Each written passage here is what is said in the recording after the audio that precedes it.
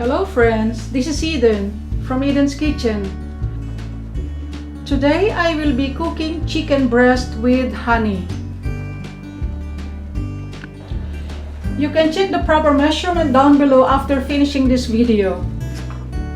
Okay, for the sauce, we will need half cup of chicken broth, 3 tablespoons of soy sauce, 4 tablespoons of honey, half a teaspoon of red pepper flakes, 1/4 teaspoon of ground black pepper, 1 tablespoon of sesame oil, 1 tablespoon of cornstarch.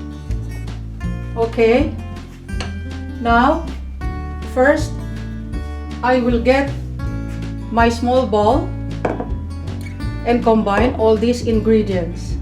First,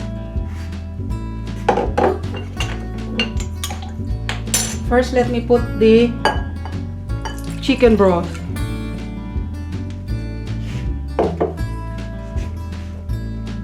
Then the soy sauce.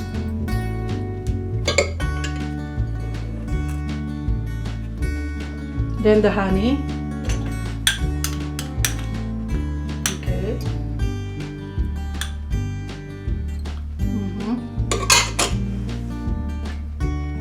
Sesame oil.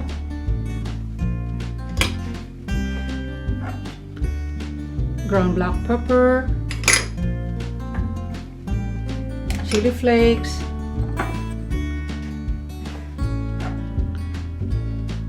and cornstarch.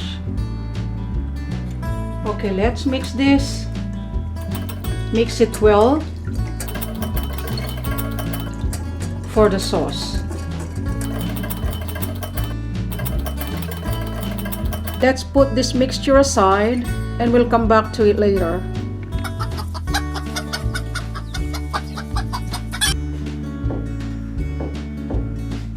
Now, let's do the chicken. I'm gonna lay some plastic wrap here.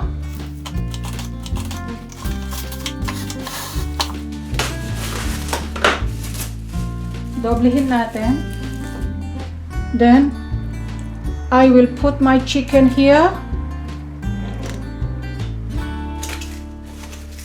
Then put another plastic wrap over the top of chicken. Yeah, something like this. Okay. Yeah. And I'm gonna grab my pounder here. Start pounding them into thin, but not too hard. You can use any pounder.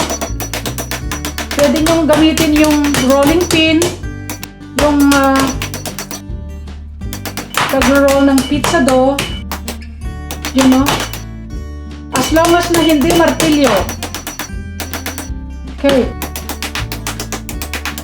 I think they're okay now. Okay.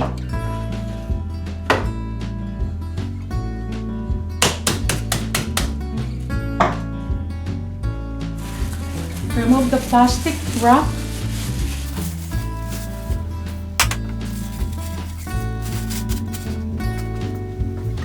And cut them.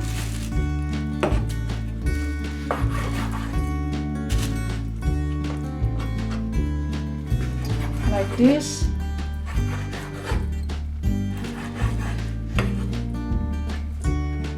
Put it here.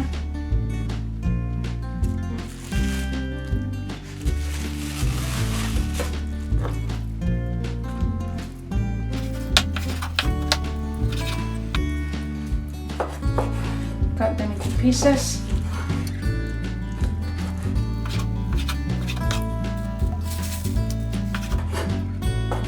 I think the thickness is about 1 inch.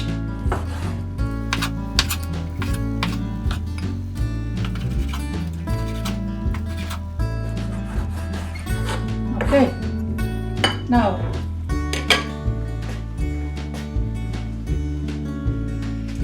let's season them with salt,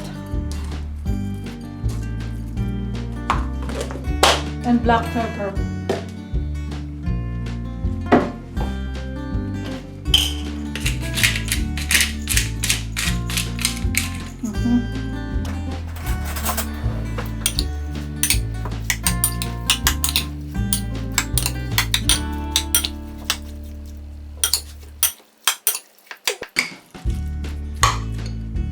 Okay, set aside. Okay, in this recipe,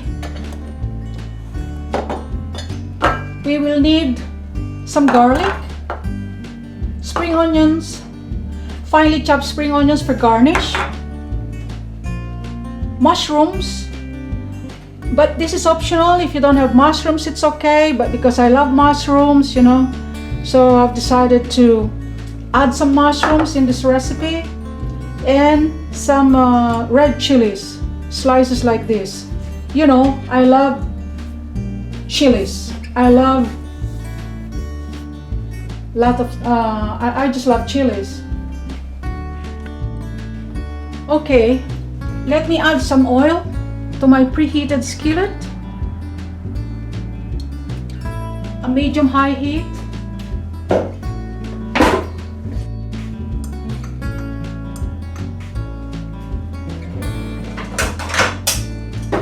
I can start adding the chicken.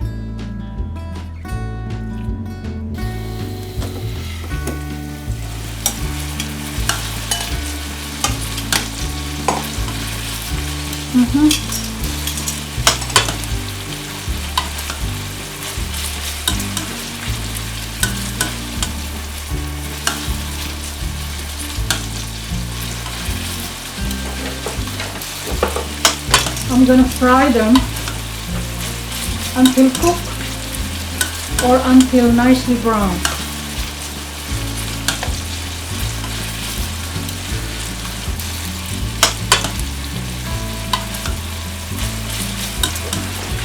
Maybe around 3 minutes per side.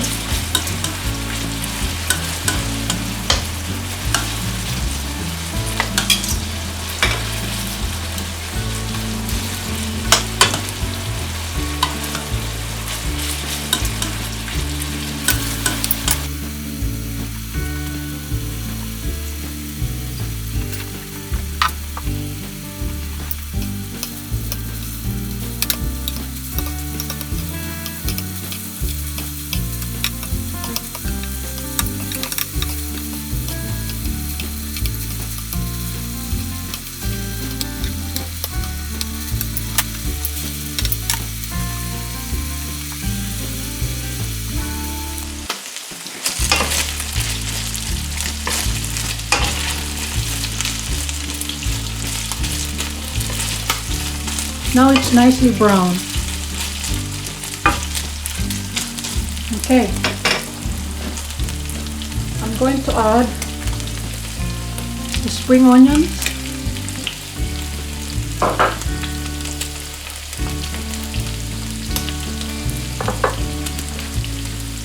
garlic,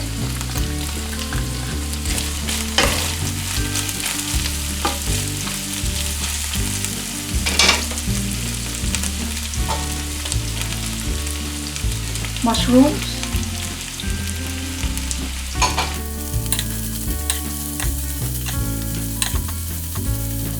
saute them for a minute.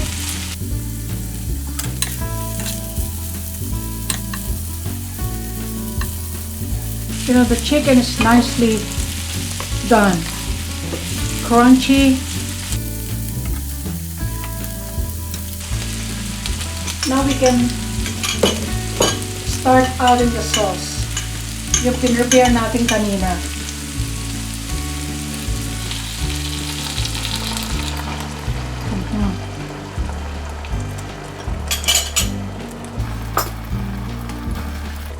Let's bring to boil.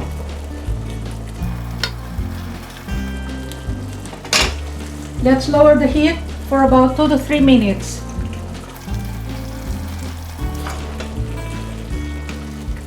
Until the mixture will get slightly thickened.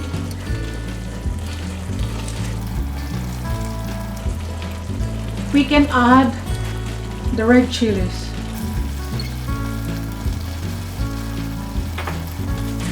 Oh my god. It looks delicious.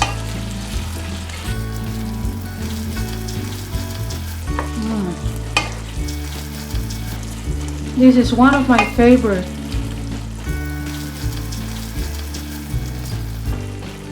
Let me taste it.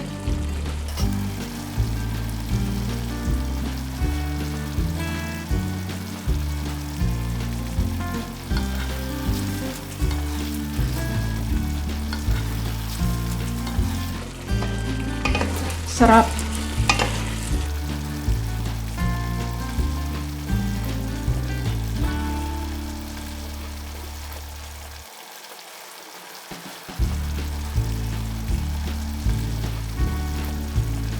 Sarap talaga ng combination ng honey, garlic sa chicken.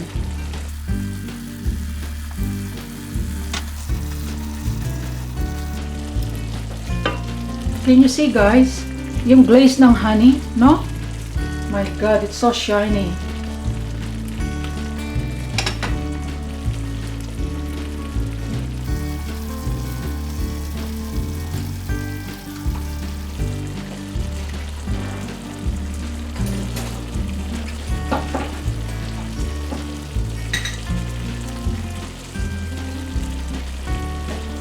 Okay, let me try the chicken.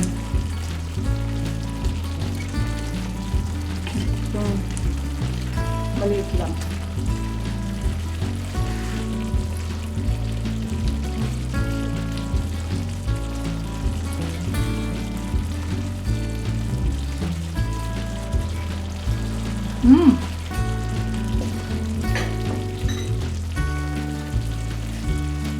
My god.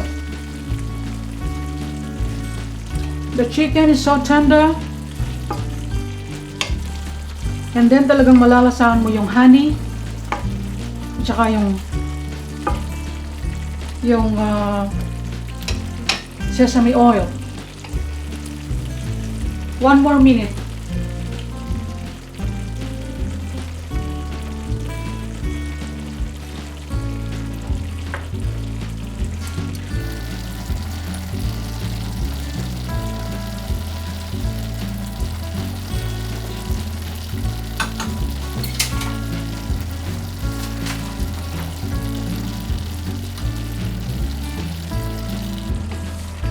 Okay, I think it's done. Let's turn off the heat.